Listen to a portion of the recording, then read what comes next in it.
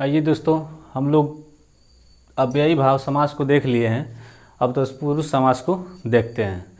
तो तत्पुरुष समास का जो हमारा तत्पुरुष समास में उत्तरा पद प्रधान होता है, यानी उत्तर का पद यानी बाद वाला पद जो होता है वो प्रधान होता है। देखिए दोनों पदों के बीच का चिन्ह लुप्त होता है। तत्पुरुष समास में दोनों पदों के बीच का चिन्ह लुप्त होता है, यानी जैसे कि राजा का कुमार राजकुमार, जैसे धर्म का ग्रंथ धर्म ग्रंथ, इसमें का चिन्ह का लोप है। यहाँ जब विग्रह है और इसको जब समस्त पद में लेते हैं तो का चिन्ह का लोप हो जाता है, यानी का चिन्ह इसमें है ऑलरेडी। जब इसको विग्रह करेंगे तो का चिन्ह आ जाएगा। तो एक का चिन्ह कहीं भी दिख जाए, अगर कहीं भी दिख जाए तो आँख मूंद के मारिएगा तत्पुरुष समास में। तत्पुरुष समास को विभक्तियों के नामे के अनुसार छह भेद हैं। विभक्तियों के नामों के अनुसार 6 भेद हैं। पहला है कर्म तत्पुरुष। कर्म तत्पुरुष को पहचानने का एक ही तरीका है, उसमें को लुप्त होता है, यानी को एक कोड मान लीजिए, ट्रिक मान लीजिए। को हमेशा याद रखिएगा। कर्म तत्पुरुष कहीं भी दिख जाए वहाँ को अवश्य होता है, जिससे ये पता चलता है कि ये कर्म तत्पुरुष है। इसको समस्त पद और विग्रह में करते हैं। तो गगन को चूमने वाला गगन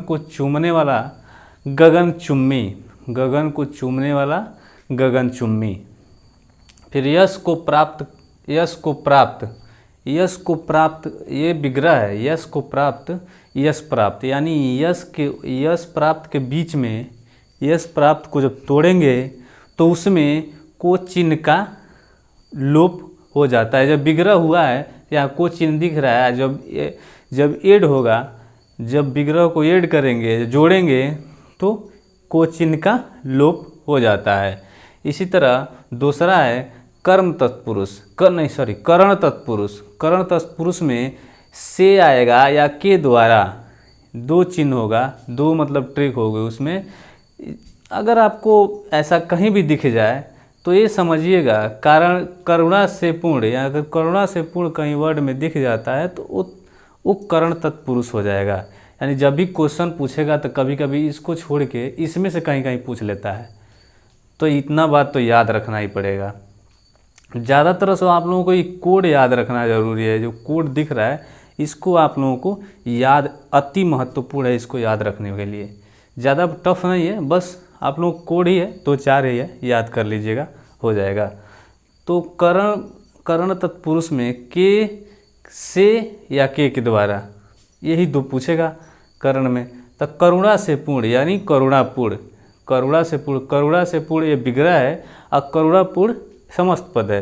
यानी जब विग्रह है तो से है और करुणापूर्ण यानी करुणापूर्ण, करुणा से पूर्ण, इसमें करुणा लुप्त हो जाता है। ठीक।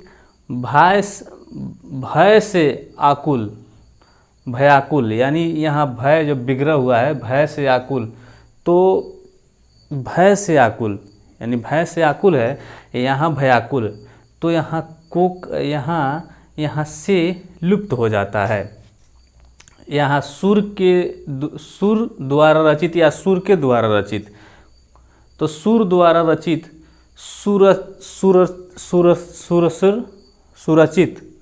सुरचित, यानी यहाँ पे के द्वारा या द्वारा लुप्त हो गया है। तो ये बात को याद रखना, मतलब याद रखना एक अलग बात है, समझना एक अलग बात है। तो आप लोग ज़्यादा से ज़्यादा समझेंगे, प्रैक्टिस करेंगे, उतना ही आएगा। तो इतना ये कोड हमेशा, मतलब कोड जो दिमाग में फिट हो जाएगा एक बार, तो ज़्यादा कोई टफ नहीं है, हल्का ही है। अब तीसरा है संप्रदान तत्पुरुष। ये सब तत्पुरुष के ये भाग हैं, सारे तत्पुरुष के ही अंग हैं। तीसरा है संप्रदान तत्पुरुष, यानी संप्रदान तत्पुरुष में के लिए एक कोड है, कोड ही है या सूत्र मान लीजिए, फार्मूला मान लीजिए, जो मानना है मान लीजिए, कोड ही है।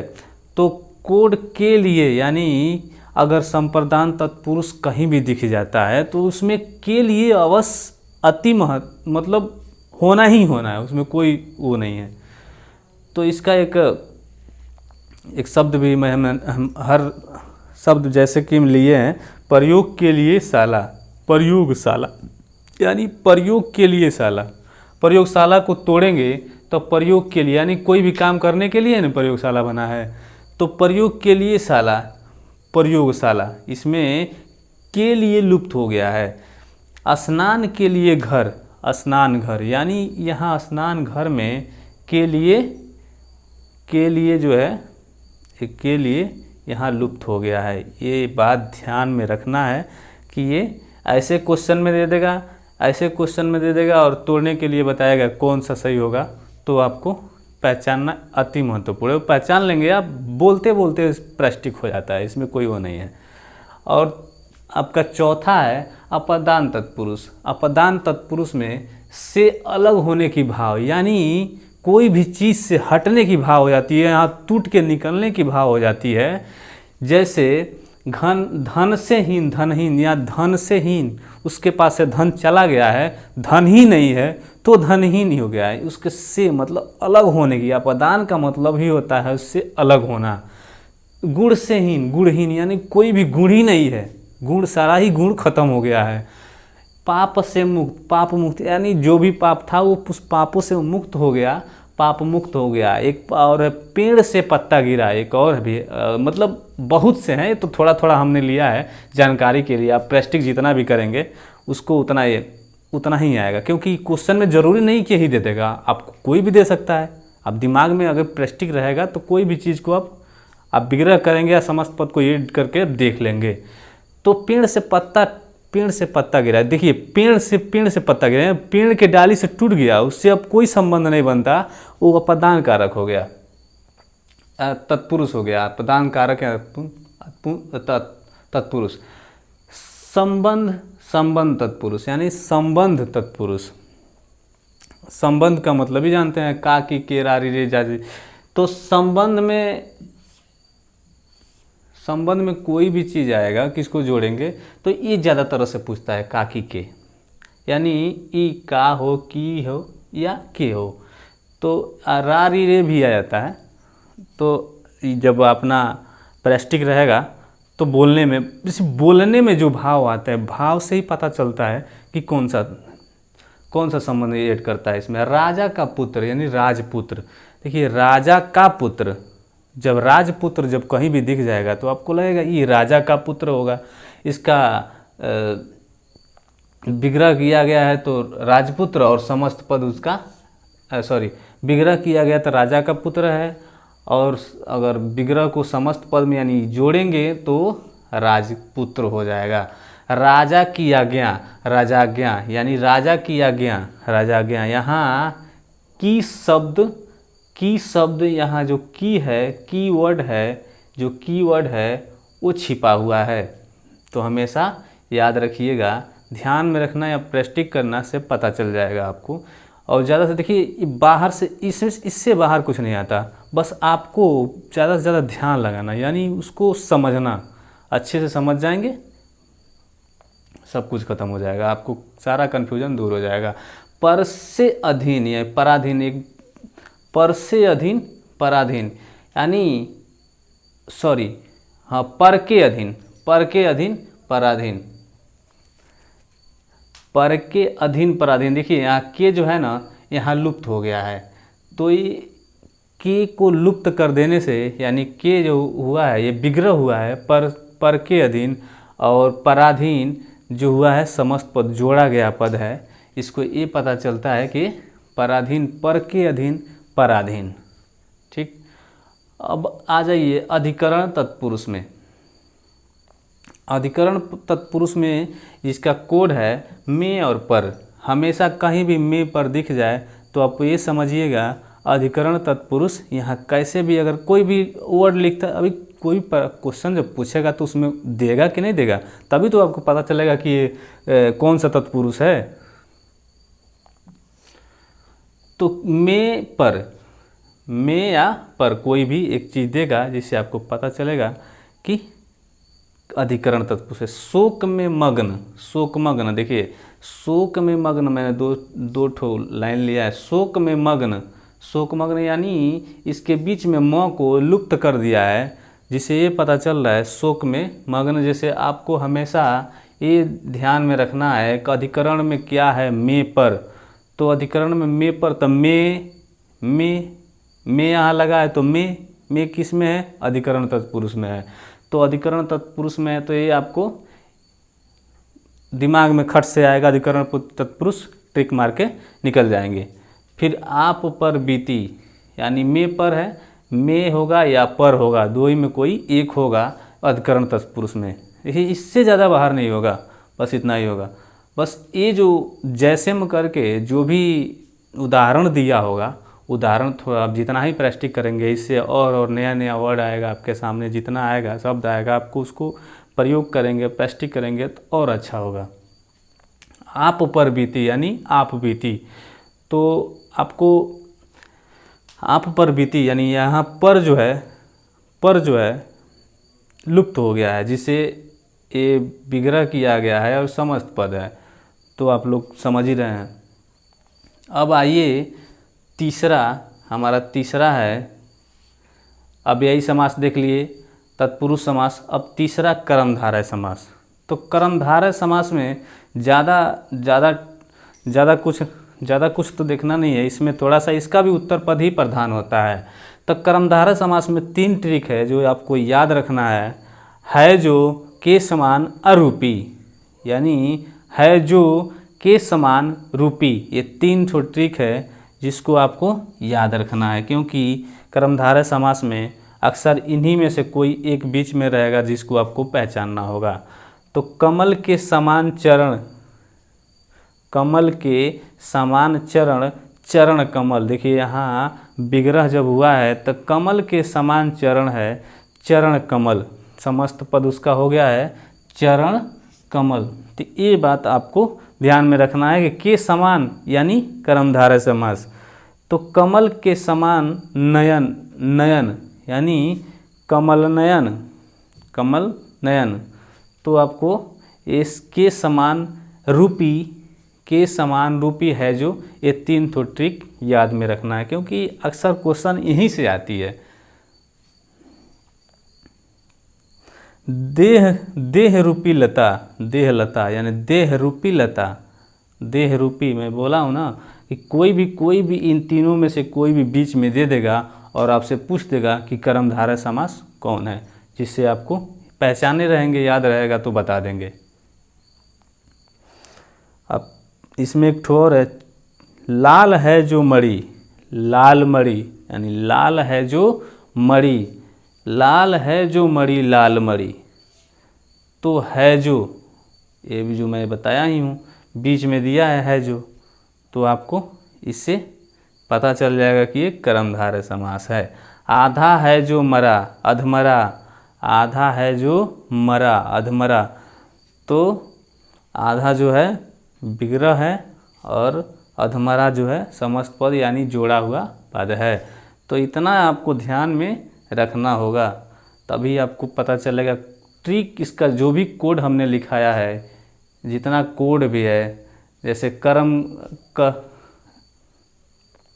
कर्म तत्पुरुष का, यानी तत्पुरुष समास में कभी भी का लुप्त होता है, का को आपको ध्यान में रखना है, का ही ज़्यादा बीच में लुप्त होता है। इसमें करण में इसका जो हम 6 भाग दिया हुआ है इसमें का तत्पुरुष समास का, जिसको आपको कर्म तत्पुरुष, करण, संप्रदान, अपदान, संबंध और अधिकरण, ये 6 चीज़ों को आपको ध्यान में रखना है। कर्म में को हमेशा आता है, को हमेशा ऐड होता है, करण में से के द्वारा हमेशा रहेगा, और संप्रदान में के लिए, अपदान में से अलग होने की भाव रहेगी, कोई भी चीज़ होगा जिससे टूटने की, छूटने की भाव होगी।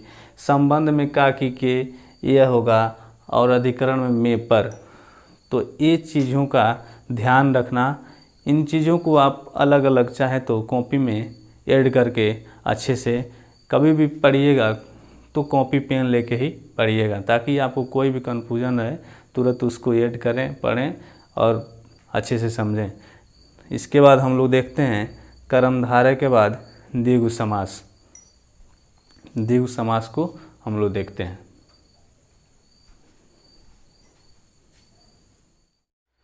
द्विगु समास को जब हम लोग देखते हैं तो द्विगु समास का जो पूर्व पद होता है हमेशा संख्यात्मक होता है, यानी द्विगु समास का जो पूर्व पद होगा संख्यावाचक विशेषण होगा, यानी इसका उत्तर पद प्रधान तो होता ही होता है, लेकिन इसका पूर्व पद जो होता है, जो पहले का पद होता है, हमेशा संख्यावाचक होता है। जैसे आप लोग देख ही रहे हैं, 7 सिंधुओं का समूह, 7 सिंधुओं का समूह, सप्त सिंधु, यानी यहाँ जो है 7 यानी संख्यावाचक है, जिसका विग्रह हुआ है तो 7 सिंधुओं का समूह हुआ है। सप्त सिंधु यानी सप्त से आप लोग कभी भी कन्फ्यूजन में मत रहिएगा कि जब भी ऐसा क्वेश्चन दिख जाए, इसका अगर विग्रह कीजिएगा, तोड़िएगा तो 7 सिंधुओं का समूह, यानी जहाँ भी आपको संख्यावाचक दिख जाए वहाँ ये समझिएगा, आँख मूंद कर ट्रिक मारिएगा कि ये द्विगु समास है। उसी तरह है दो पहरों का समूह, यानी दो पहरों का समूह, दोपहर होता है, इसमें कोई कन्फ्यूज़न नहीं है, द्विगु समास नहीं है, ये कन्फर्म है, इसमें द्विगु समास ही है। ये हमेशा दिमाग में ये फिट रहे कि जो भी संख्यावाचक होगी वो द्विगु समास ही होगा। तीनों लोकों का संहार, त्रिलोक, तीनों लोकों का संहार, इसका विग्रह हुआ है तो त्रिलोक हुआ है, त्रिलोक का विग्रह हुआ है तो तीनों लोकों का संहार हुआ है। फिर नवरात्रियों का समूह, यहाँ संख्यावाचक है तो नवरात्रियों का समूह यानी नवरात्र, 7 दिनों का समूह, 7 दिनों का समूह सप्ताह होता है। देखिए जो इसका पूर्व पद होगा वो हमेशा संख्यावाचक होगा और जो लास्ट पद होगा वो समूह में करके आएगा या समाहार में, यही सब कुछ करके आता है जो उत्तर पद होता है। इसका उत्तर पद ही प्रधान होता है और पूर्व पद हमेशा संख्यावाचक होता है द्विगु समास का। तो ये बात दिमाग में हमेशा फिट रहे। तीनों कोणों का समाहार यानी त्रिकोण, तो त्रिकोण दिमाग में ये आए कि त्रिकोण कौन सा समास है, तो त्रिकोण द्विगु समास है। ये माइंड में इतना रहना चाहिए कि द्विगु समास में हमेशा पूर्व पद संख्यावाचक होता है, तो इतना कंठस्थ रहना चाहिए। अब आइए द्वंद्व समास में। द्वंद्व समास का दोनों पद होता है वो प्रधान होता है। द्वंद्व समास का पूर्व पद भी प्रधान होता है और द्वंद्व समास का उत्तर पद भी प्रधान होता है। तो इसमें और अथवा या एवं अवश्य लगा होता है। जैसे द्वंद्व समास को अगर हम लोग द्वंद्व समास को विग्रह करते हैं तो उसमें और अथवा एवं बीच में जरूर लगा होगा। तो इसका दोनों पदों के बीच योजक चिन्ह भी लगे होते हैं, दोनों पदों के बीच योजक चिन्ह भी लगे होते हैं। यहाँ भी देखिए, यहाँ विग्रह है नदी और नाले, नदी नाले, पाप और पुण्य, पाप पुण्य, सुख और दुख, सुख दुख, गुण और दोष, गुण दोष। यानी यहाँ कहीं भी देखें, आपसे बताया ना, ट्रिक मान लीजिए या फिर उसको सूत्र मान लीजिए, जो मानना है मान लीजिए। अगर और को, अथवा को, एवं को, या को हमेशा माइंड में रहना चाहिए कि द्वंद्व समास में हमेशा बीच में वो टच रहता है। अगर नदी और नाले को तोड़ेंगे तो और ही आएगा, इसका मतलब और ही आएगा, या आएगा, अथवा एवं में यही तो आएगा। तो देखिए, इसको और जल्दी पहचानने का सबसे आसान तरीका होता है, द्वंद्व समास को पहचानने का सबसे आसान तरीका होता है कि हमेशा उसके बीच में योजक चिन्ह अवश्य लगे होते हैं। द्वंद्व समास के बीच में योजक चिन्ह हमेशा लगे होते हैं। द्वंद्व समास में हमेशा योजक चिन्ह लगे होते हैं। इतना माइंड में हमेशा फिट रहे और इसको और अथवा या एवं भी याद रखिएगा। और लेकिन सबसे आसान तरीका है कि उसमें योजक चिन्ह लगा ही लगा होगा, इसमें कोई परिवर्तन नहीं है, इसमें कोई वो नहीं है कि नहीं लगा होगा, लगा ही लगा होगा। अब आइए बहुब्रीहि समास में। बहुब्रीहि समास का दोनों पद अप्रधान होता है, यानी दोनों पद ही नहीं होते हैं, दोनों पद मिलके कोई तीसरे पद को प्रकट करते हैं या तीसरे पद का बोध करते हैं या तीसरे पद का संकेत करते हैं कि ये पद का तीसरा पद ही होगा। इसका जो सभी जो शब्द होते हैं बहुब्रीहि समास के, जो भी शब्द होते हैं योग ऋण होते हैं, यानी योग ऋण ही होते हैं सभी पद बहुब्रीहि समास के।